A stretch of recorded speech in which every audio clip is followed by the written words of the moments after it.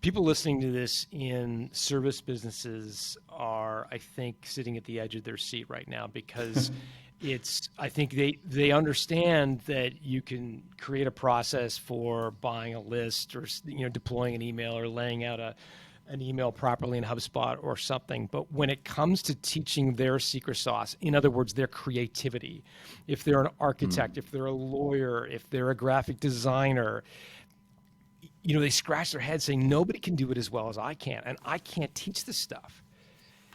What specifically did you do? And I'm really hoping, Jason, you can share some specifics to take what's inside your head, this secret sauce that you've got, and graft it into someone else's head. Like, what specific steps did you take? So a couple of things that I did was whenever I sort of onboarded a new writer, we had obviously examples of client emails. So they could see we had tone as well. So we had clients that were happy to do like cheeky emails. And then we had, a client that was reaching out to, university and professors at university, and that language had to be very professional. And so number one, I could show them examples of really good emails, show them examples of bad emails. And so the more that I could show, like, this is what's good and bad, that was a starting point.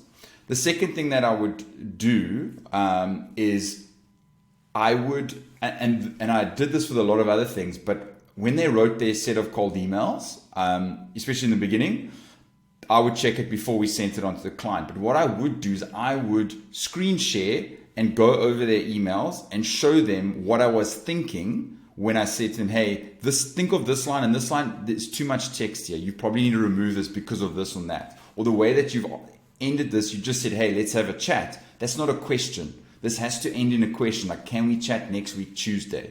And I would record that, send it back to them. And so they could get into my head more than just me making notes or just changing the emails. And I still do that today because I feel like, sharing video like that allows you to get into someone's head and that what they're thinking. I'm just speaking about what I'm thinking versus trying to just, hey, fix this, do that. So that was definitely something that helped. To be clear, when you're doing that screen share with a new employee and you're describing, are you saying what you're thinking about Jason Bagley, the owner of the company, or what you're thinking about as the recipient of this email, i.e. you're putting yourself in the shoes of the prospect and saying, here's what a prospect is going to think when they see the word X or the phrase Y? Like, are you putting yourself in the shoes of the recipient, or are you saying, here's what I see when I'm reading your email? Yes, I'm putting myself in the prospect's shoe to say, if I had to read this email, this is what is going through my head, and reading it out loud. So yes.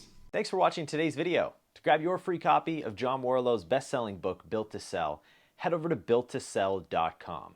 John's book, Built to Sell, has been endorsed by well-known entrepreneurs like Tim Ferriss, Patrick Bet-David, Dan Lok, amongst many others. But don't just hear it from me, hear it from them. The most well-known book is Built to Sell.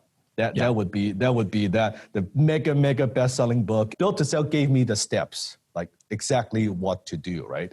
One of them being a book I read in 2012 titled Built to Sell that I've recommended to any entrepreneur out there. There's a good book actually that people can read, which gives them pretty much the gist in the title, and that is Built to Sell. This book talks about how to get your life back once your business takes over, how to focus on doing what you're supposed to be doing well, and how to build a scalable business that can be sold. Building a business that can be sold is much different than building a profitable business that relies on you and you are the bottleneck inside your entire company.